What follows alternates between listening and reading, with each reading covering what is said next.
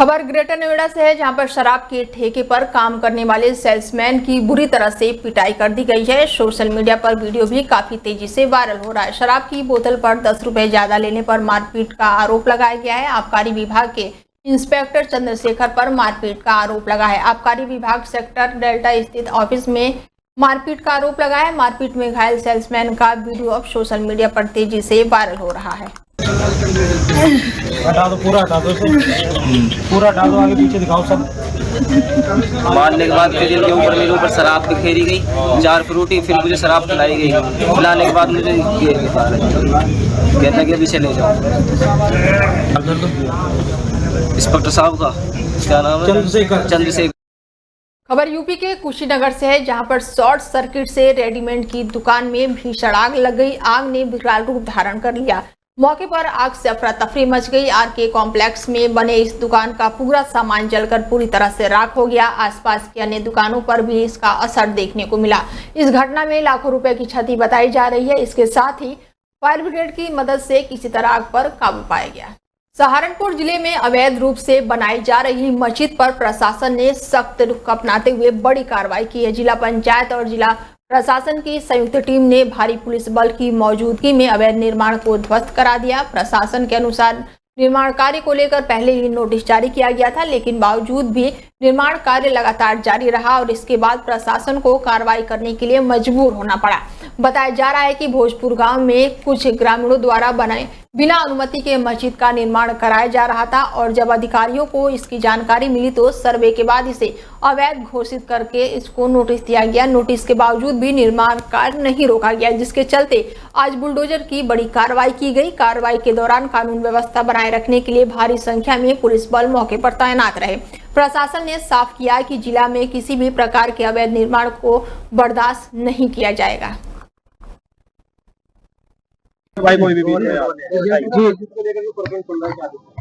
देखिए, बड़ा गंभीर विषय है। एक धर्म स्थल को इस तरीके से गिराया गया है, मस्जिद को पूरी तरीके से शहीद किया गया। हम मौके पर गए थे, शाहनवाज साहब MLC साहब साथ में थे, जमीयतुल उलमा हिंद से जहीन नदमी साहब हमारे साथ थे। वहां जिस तरह से बताया जा रहा है, चूंकि 3 भाइयों की वो जमीन है और वो अपनी जमीन के ऊपर मस्जिद की तामीर कर रहे थे। मैंने AMA साहब को पूछा, क्योंकि बताया गया कि जिला पंचायत ने इस जमीन को, क्यों जो पुलिस वाले थे वही बता रहे थे कि जिला पंचायत ने ये काम कराया है।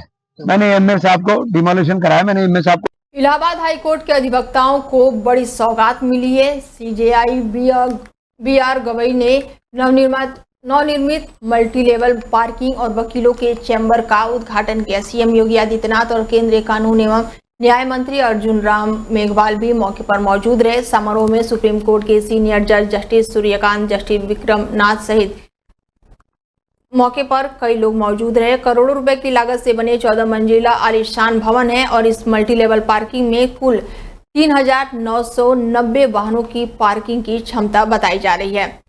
अधिवक्ताओं के चैम्बर का भी उद्घाटन किया गया। जुलाई माह से अधिवक्ताओं के चैम्बर का आवंटन भी शुरू हो जाएगा, जिससे अधिक अधिवक्ताओं को सुविधाएं मिलेगी। ये परियोजना न्यायिक अधिसंचालन के क्षेत्र में एक ऐतिहासिक उपलब्धि मानी जा रही है, जो अधिवक्ताओं को आधुनिक सुविधाओं से सुसज्जित चैम्बर और साथ ही सुयोजित पार्किंग सुविधा प्रदान करने की दिशा में एक महत्वपूर्ण कदम है। खबर यूपी के बलिया से है, जहां पर जनपद में योगी सरकार के मंत्री बलिया के रहने वाले दानिश आजाद अंसारी के जन्मदिन के अवसर पर मंत्री जी के समर्थन एवं समाज सेवी रविंद्र सिंह के नेतृत्व में जिला अस्पताल में मरीजों को फल वितरण किया गया और वृद्ध आश्रम में लोगों के साथ केक काटा गया और TD कॉलेज के हनुमान मंदिर में सुंदरकांड का पाठ कराया गया और उनकी लंबी उम्र के लिए कामना की गई। आज हमारे बलिया के यशस्वी मंत्री श्री दानिश आजाद अंसारी जी का जन्मदिन है, जो हम लोग बहुत ही धूमधाम से मनाए हैं। किस तरह के कार्यक्रम उनके जन्मदिन के अवसर पे आप लोगों ने? जैसे सुबह में मरीजों को फल वितरण किया गया CM साहब की देखरेख में, फिर दोपहर में वृद्धाश्रम गणवार जाके वृद्ध लोगों के साथ, बुजुर्ग लोगों के साथ केक काटा गया, जलपान सबको कराया गया। उसके बाद सुंदरकांड का पाठ हवन आरती प्रसाद वितरण का कार्यक्रम टीडी कॉलेज चौराहा हनुमान मंदिर पे किया गया। आज इस मंदिर पर कैसा कार्यक्रम रहा? आज इस मंदिर पर सुंदरकांड पाठ का और हवन आरती का कार्यक्रम हुआ, प्रसाद वितरण का। क्या ईश्वर से कामना की है उनके लिए? ईश्वर से कामना की है कि मंत्री जी क्या बता रहे हो? मैं जय प्रकाश सिंह, कर्मचारी महासंघ जनपद अध्यक्ष। कैसा कार्यक्रम आज रहा आप लोगों का? आज माननीय राज्य मंत्री दानिश आज़ाद जी के जन्म दिवस पर उनकी हार्दिक शुभकामना देते हुए ईश्वर कृपा करें उनको काफ़ी दिनों तक जीवित रहे, ताकि समाज का वो विकास करें जिस तरह कर रहा है। उत्तर प्रदेश के जनपद रामपुर के मिल्क में पीडब्ल्यूडी द्वारा नगर की मेन रोड पर 40 दुकानों पर लाल निशान से व्यापारियों और दुकानदारों में खौफ और आक्रोश देखने को मिल रहा है। दुकानदारों का कहना है कि दुकान टूटने के बाद वो बेरोजगार हो जाएंगे और सड़कों पर आ जाएंगे। जिन दुकानों पर लाल निशान लगाए गए हैं उन दुकानों पर काफी लंबे वक्त से हम लोग काबिज हैं। कल पीडब्ल्यूडी की जेई और नगरपालिका की टीम के साथ नगर के नेशनल हाईवे पर लगभग 40 दुकानों को निशानदेही करते हुए 3 दिन में अतिक्रमण अपने आप हटाने का आदेश देते हुए नोटिस जारी किया गया। इसके साथ ही अतिक्रमण हटाने को कहा गया। नोटिस मिलने के बाद से अब दुकानदारों में हड़कंप मचा हुआ है। दुकानदार व्यापार मंडल के नेता तहसील में जिले तक के अधिकारियों और सत्ता पक्ष से जुड़े नेताओं के चक्कर काटकर इसे कार्रवाई को रुकवाने की लगातार कोशिश कर रहे हैं। उधर बिलासपुर रोड पर नर्सरी के पास बनी दुकानों की जारी किए गए नोटिस की तारीख भी करीब आ रही है, जिससे उस मार्केट के दुकानदारों की दिल की धड़कनें अब बढ़ चुकी हैं। उन दुकानदारों को भी कहना है कि उनके सामने रोजी रोटी का संकट आ जाएगा। खबरों की माने तो प्रशासन द्वारा अतिक्रमण हटाने के लिए पूरी तैयारी कर रखी गई है। जैसे ही मेन रोड पर समुदाय स्वास्थ्य केंद्र के सामने बने नाले को पूरी तरह से बंद कर दिया जाएगा। कई नालों पर पक्की दुकानें बना ली गई है, जिस कारण जल भराव की समस्या उत्पन्न होती है। लेकिन नगर पालिका परिषद मिल्क के जिम्मेदार अधिकारी सिर्फ खाना पूर्ति करने में लगे हुए हैं। जिलाधिकारी के पूरा प्रकरण से अवगत कराया जाएगा। खबर यूपी के आगरा से है, जहां पर पुलिस और 2 संदिग्ध व्यक्तियों के बीच मुठभेड़ हुई है। इसके साथ ही चेकिंग के दौरान पुलिस ने रोकने का प्रयास भी किया, जिसके बाद से वो भागने के दौरान पुलिस ने फायरिंग शुरू कर दी। पुलिस की जवाबी फायरिंग में इमरान के पैर में गोली लग गई। समीर मौके से भागने में फिलहाल सफल रहा। पकड़े गए आरोपी इमरान के कब्जे से एक अवैध तमंचा, कारतूस और एक बोर में प्रतिबंधित गाय की मांस भी बरामद हुआ है। आगरा थाना रकाबगंज का ये मामला बताया जा रहा है। अपराध एवं अपराधियों की रोकथाम हेतु आज थाना रकाबगंज पुलिस द्वारा जब बैरियर लगा के चेकिंग की जा रही थी तो 2 व्यक्ति स्कूटी पर सवार होकर थाना ताजगंज से नई की मंडी की तरफ जा रहे थे। उन्हें पुलिस के द्वारा रोकने का प्रयास किया तो वे नहीं रुके और नई बस्ती की तरफ तेजी से अपनी स्कूटी दौड़ाने लगे। आगे जाके फिसल कर गिर गए। इसके बाद उन्होंने पुलिस के ऊपर जान से मारने की नीयत से फायर किया। पुलिस ने आत्मरक्षार्थ संयमित होकर एक फायर किया, जिसमें एक व्यक्ति के बाएं पैर में गोली लगी। दूसरा व्यक्ति मौके से फरार हो गया। पूछताछ करने पर व्यक्ति ने अपना नाम इमरान कुरैशी निवासी शहीद नगर थाना सदर बाजार बताया एवं उसकी स्कूटी से उसके अनुसार एक बोरे में गाय का मीट बरामद हुआ है। मौके पर फील्ड यूनिट को बुलाया गया है। घायल अभियुक्त को एसएन इमरजेंसी में इलाज हेतु भर्ती कराया गया है। आवश्यक चंदौली में एसडीएम आलोक कुमार ने सीएससी का औचक निरीक्षण किया। एंट्री रजिस्टर अवलोकन में स्वास्थ्य विभाग के काले कारनामों की पोल खुली। एंट्री रजिस्टर पर साइन मौजूद पर मौके पर गायब मिले हैं स्वास्थ्यकर्मी। अस्पताल में कोई भी कई डॉक्टर एक हफ्ते से गायब है। चंदौली के स्वास्थ्य विभाग खुद ही बीमार है, मरीजों की बीमारी कैसे दूर करेंगे। जिले में मौजूदा है कई ऐसे सरकारी अस्पताल जहां पर डॉक्टर के दर्शन दुर्लभ है। शिकायत के बाद भी कार्रवाई नहीं हो रही है। एसडीएम ने गैर हाजिरी डॉक्टरों के खिलाफ कार्रवाई करने की बात कही है। नौगढ़ तहसील के सीएससी का ये पूरा मामला बताया जा रहा है।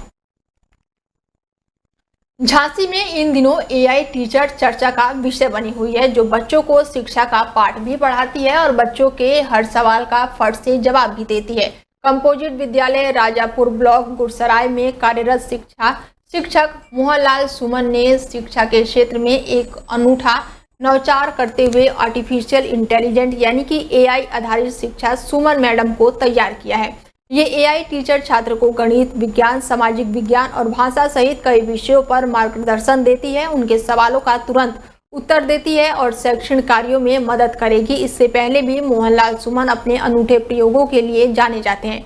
उन्होंने चंद्रयान 3 का मॉडल बनाकर बच्चों को अंतरिक्ष विज्ञान की जानकारी दी। कम लागत में प्रोजेक्ट और मोबाइल टीवी तैयार कर डिजिटल शिक्षा को सुलभ बनाया और कई सस्ते शैक्षणिक उपकरणों का निर्माण भी किया, जिससे छात्रों को व्यवहारिक ज्ञान प्राप्त हो सके। इस सभी नवाचारों ने उन्हें क्षेत्र में विशेष पहचान दिलाई है और अब सुमन मैडम के माध्यम से वो शिक्षा में तकनीकी क्रांति लाने की दिशा में एक बड़ा कदम उठा चुके हैं। उनका मानना है कि आज के दौर में बच्चों को आधुनिक तकनीकों से जोड़ना बेहद जरूरी है। यदि हम आर्टिफिशियल इंटेलिजेंस जैसी नई तकनीक को सही उपयोग करें तो बच्चों के लिए सीखने और अधिक रोचक और प्रभावी हो। इसके साथ ही विद्यालय के छात्र सुमन मैडम से बात करके सवालों को पूछकर बहुत ही रोमांचक और अभिभावकों और विद्यार्थियों के बीच भी इन अनोखे शिक्षक को लेकर जबरदस्त उत्साह देखने को मिल रहा है। और अब विद्यालय के बच्चों को सुमन मैडम भी रोचक कहानियां, कविताएं और खेल गतिविधियां सिखाएंगी, जिसमें बच्चों को तकनीक के माध्यम से उच्च गुणवत्ता वाली शिक्षा भी प्राप्त होगी और साथ ही केवल ग्रामीण शिक्षा में सुविधा लाई जाएगी, बल्कि विद्यार्थियों को भविष्य की उन्नति तकनीक से भी परिचय कराया जाएगा। झांसी के मौरानीपुर कोतवाली क्षेत्र के ग्राम में विगत दिवस हुई घटना के बाद से गुम हुए बच्चे की खोज की मांग को लेकर पीड़ित पक्ष के साथ सपा नेता रघुवीर चौधरी द्वारा अंबेडकर चौराहे पर जाम लगाया गया, जिसको लेकर मौरानीपुर कोतवाली पुलिस ने सपा नेताओं सहित कई लोगों के खिलाफ संबंधित धाराओं में मामला दर्ज किया था। इसके साथ ही मुकदमे को खत्म करने की मांग को लेकर आज सपा पार्टी के कार्यकर्ताओं के साथ दलित समाज के लोगों ने मौरानीपुर उप जिलाधिकारी कार्यालय पहुंचकर ज्ञापन सौंपा, जिसमें उन्होंने कहा कि अपनी समस्या के निराकरण के लिए आज कोई भी धरना प्रदर्शन करेंगे तो आज के समय में उनके खिलाफ ही मुकदमा दर्ज किया जाता है। वर्तमान में सत्ता पक्ष के नेता दलितों का उत्पीड़न कर रहे हैं और पुलिस द्वारा पीड़ित पक्ष के साथ धरना प्रदर्शन में मौजूदा सपा नेता सहित कई लोगों के खिलाफ मुकदमा दर्ज किया गया, जिसको खत्म किए जाने की मांग को लेकर उप जिलाधिकारी मौरानीपुर में की गई। FIR नहीं हो रही थी, 4 बजे उनकी FIR लिखी।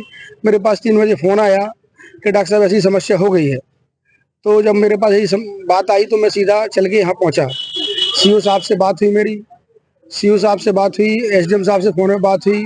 जब बात होने के बाद बोले डॉक्टर साहब बोले देखते हैं, और उनका एक बच्चा भी नहीं मिल रहा था। बच्चा कहाँ था क्या नहीं था पता नहीं था। तो बोले डॉक्टर साहब बच्चे को बचा ली, कुछ तो करिए।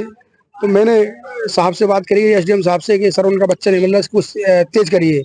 तो बोले देखते हैं। तो फिर मैंने साहब वहाँ ढूंढने गए होंगे, लेकिन जिनका बच्चा गायब हो जाता वो परेशान तो रहते ही है। तो फिर मैंने सभी को पैदल मार्च करते हुए रोड जाते हुए अम्बेडकर चौराहे पहुँचा। अम्बेडकर चौराहे कुशीनगर में जमीनी विवाद में 2 पक्षों में जमकर ईंट पत्थर चले हैं। पत्थरबाजी के दौरान एक महिला को ईंट लगने से उसकी मौत हो गई। गुस्साए परिजनों और ग्रामीणों ने शव को रोककर प्रदर्शन कर कार्रवाई की मांग की। मौके पर भारी संख्या में पुलिस बल तैनात रहे। सूचना पर पहुंचे CO ने परिजनों को किसी तरह शांत करवाया और शव को पोस्टमार्टम के लिए भेज दिया। बिशनपुरा थाना क्षेत्र का ये मामला बताया जा रहा है। जनपद सहारनपुर के दिल्ली देहरादून नेशनल हाईवे पर शिवालिका की पहाड़ियों में कूड़े से भरा ट्रक पलट गया। ट्रक पलटने से सड़क के दोनों ओर जाम लग गया। 20 किलोमीटर लंबे जाम से यात्रियों को काफी परेशानियां उठानी पड़ी और साथ ही पानी पीने के लिए भी काफी किल्लतें देखनी पड़ी। दिल्ली देहरादून नेशनल हाईवे पर कूड़े के ट्रक पलटने से यातायात कई घंटों तक बाधित रहा। सुबह 7 बजे से लेकर 12 बजे तक जाम में यात्री फंसे रहे और इसके साथ ही चिलचिलाती भीषण गर्मी में जाम खुलवाने में पुलिस प्रशासन के भी पसीने छूट गए।